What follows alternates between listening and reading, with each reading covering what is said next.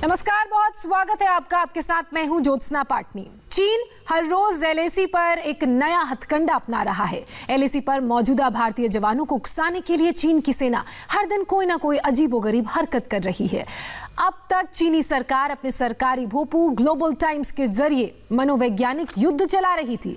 अब मैदान जंग में लाउडस्पीकर के जरिए भारतीय सैनिकों को सरकार के खिलाफ भड़काने की कोशिश में ये लोग जुट गए हैं। फिंगर 4 पर चीनी सेना ने बड़े बड़े लाउडस्पीकर्स लगाए हैं। कभी पंजाबी गाने बजाते हैं तो कभी भारतीय सैनिकों को बरगलाने की कोशिश करते हैं। तो चीन की इन कोशिशों के बारे में हम आपको बता रहे हैं। इंडिया टीवी संवाददाता मनीष प्रसाद ने लेह से चीन की इसी पैंतरेबाजी पर एक रिपोर्ट भेजी है, देखिए। ये चाइनीज पीएलए की लाउड स्पीकर वाली साजिश है। इसे ट्रिक 62 कहते हैं। यानी 1962 में चाइनीज पीएलए ने लाइन ऑफ एक्चुअल कंट्रोल पर बड़े बड़े लाउड स्पीकर लगाए, उसमें हिंदी गाने चलाए और भारत के खिलाफ चाइनीज पीएलए ने सेना को भड़काने की कोशिश लगातार अनाउंसमेंट करके की थी। ठीक उसी की तरह इस बार भी पेंगोंगसो और चुशूल के इलाके में चाइनीज पीएलए ने बड़े स्पीकर्स लगाए हैं। इंडिया टीवी को इस बात की जानकारी मिली है कि पेंगोंगसो फिंगर 4 के पास चाइनीज पीएलए ने बड़े स्पीकर लगाए और फिर वहां से पंजाबी और हिंदी गाने तो चला रहा है, साथ में वो जवानों को यानी भारतीय सेना के जवानों के ऊपर दबाव बनाने की कोशिश भी कर रहा है। जब हर मोर्चे पर भारतीय सेना ने चाइनीज पीएलए को खदेड़ दिया तो उसी दौरान अब वो इस बात का जिक्र कर रहा है कि ठंड आने वाली है, विंटर क्लोथिंग का अभाव है, टेंट का अभाव है। लेकिन इन सब को दरकिनार करते हुए भारतीय सेना ने विंटर क्लोथिंग से लेकर लॉजिस्टिक्स, आर्म्स, एमिनेशन सब कुछ की भरमार लाइन ऑफ एक्चुअल कंट्रोल पर कर दी है।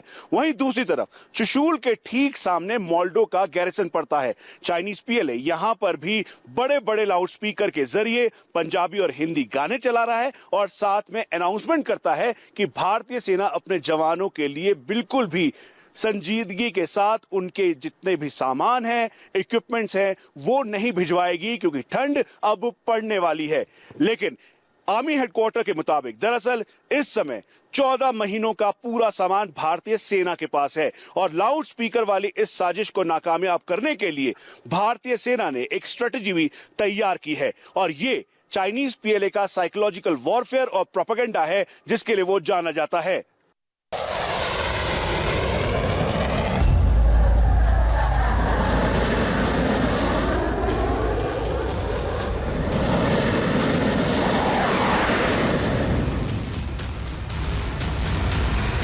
लद्दाख में भारत से मिल रहे एक के बाद एक झटके से चीन सदमे में है। चीन के राष्ट्रपति बौखला गए हैं। कहा चीन की सेना एलएसी पर भारत पर दबाव बनाने की कोशिश कर रही थी और कहा अब भारत की तैयारियों ने चीनी सैनिकों पर ही दबाव बढ़ा दिया है।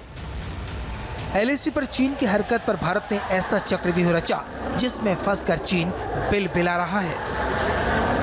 हिंदुस्तानी सेना के सीक्रेट मिशन ने लद्दाख में पासा पलट कर रख दिया और हेकड़ी दिखाने वाला चीन अब घुटनों पर आ गया है। तभी तो वो बॉर्डर पर वही प्रोपेगेंडा वॉर वाली चाल चल रहा है जो उसने सन 1962 की जंग के दौरान चली थी। चीन ने 1962 की तर्ज पर भारतीय सैनिकों के साथ साइकोलॉजिकल वॉरफेयर शुरू कर दिया है। चीनी सेना ने पेंगोंग झील के फिंगर 4 के आसपास लाउडस्पीकर पर पंजाबी और हिंदी गाना बजाना शुरू कर दिया है। चुशूल में चीनी सेना ने मोल्डो सैन्य ठिकाने पर बड़े बड़े लाउडस्पीकर लगाए हैं। चीनी सेना की तरफ से भारतीय सैनिकों को बरगलाने की कोशिश हो रही है। चीनी सैनिक लाउडस्पीकर पर कह रहे हैं कि ठंड में भारत की सरकार उनकी कोई मदद नहीं कर सकेगी। चीन इसी तरह के साइकोलॉजिकल वॉरफेयर का इस्तेमाल 1962 में भी कर चुका है। मतलब चीन विरोधी के मनोबल को तोड़ने के लिए अपने ही देश के खिलाफ सैनिकों को भड़काता है और युद्ध जीतने की कोशिश करता है। चीनी सेना पंजाबी और हिंदी गानों के साथ अनाउंसमेंट इसलिए कर रही है ताकि पहाड़ की चोटियों पर डटी हुई भारतीय सैनिकों को दिमागी तौर पर अपने साथ मिलाकर भारतीय सेना के मनोबल को तोड़ सके।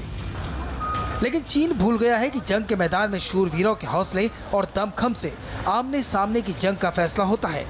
चीन ये भी भूल गया है कि 1962 वाला भारत नहीं है, ये 2020 वाला भारत है जो न सिर्फ बोलता है बल्कि दुश्मन की आंख में आंख डालकर उसे ललकारता भी है।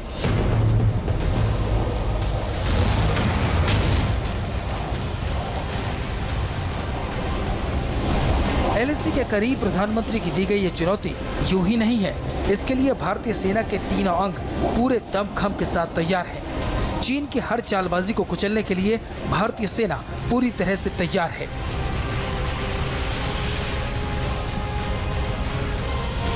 इस समय ठीक सामने आप देखें तो एक एक करके जो सामान है, लॉजिस्टिक है, वो लगातार सप्लाई किया जा रहा है। जो आर्कटिक टेंट्स हैं उनको भेजा जा रहा है। वजह यह है कि दरअसल रणनीतिक तौर पर ये बहुत ज़रूरी है और इसी को देखते हुए जो इस समय जो सामान है वो आप देखें, जो टायर्स हैं मेंटेनेंस के लिए, उसके अलावा जो इस समय ईसीसी क्लोथिंग, कैरो हीटर, स्पेशल राशन, ये सब इसमें मौजूद है।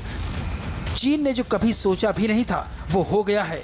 चीन ने कभी नहीं सोचा था कि भारत ऐसी तैयारी करके एलएसी पर बैठ जाएगा। इसी वजह से वो भारतीय सैनिकों को बरगलाने की कोशिश कर रहा है। जाहिर है चीन जब तक अपनी हरकतों से बाज नहीं आएगा तब तक भारत भी अड़ा रहेगा।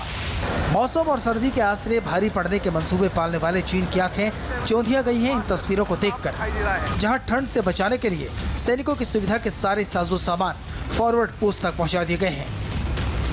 मतलब कि चीन से मुकाबले के लिए भारतीय शूरवीरों ने मुकम्मल तैयारी कर रखी है।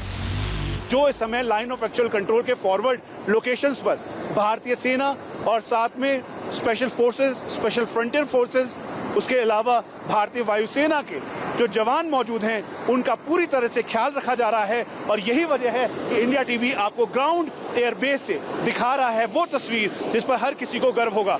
और जैसा कि हम बता रहे थे, लगातार ये सबसे ज़्यादा हैवी डिप्लॉयमेंट और बिजी एयरबेस है, इसीलिए हम ठीक सामने कहते कहते ये एक और C-17 ग्लोब मास्टर इस समय नीचे लैंड किया है और ये भी अपने साथ ट्रूप मूवमेंट के साथ साथ जो इस समय रसद है वो लेकर आया है।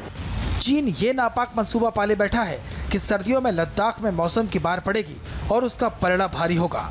अपने सरकारी भोपू ग्लोबल टाइम्स के जरिए मनोवैज्ञानिक युद्ध चलाने वाला चीन अब मैदान जंग में लाउड स्पीकर के जरिए भारतीय सैनिकों को प्रधानमंत्री नरेंद्र मोदी के खिलाफ भड़काने में जुट गया है। लेकिन वो अब तक ये नहीं समझ पाया कि चीन चाहे हिंदी और पंजाबी गाने चला ले या फिर भोजपुरी या मराठी, चीन की दाल नहीं गलने वाली। नूडल्स खाने वाले चीनी उन जवानों को सर्दी का डर दिखा रहे हैं जो सियाचिन में -40 डिग्री तापमान में शान से सरहद की सुरक्षा करते हैं।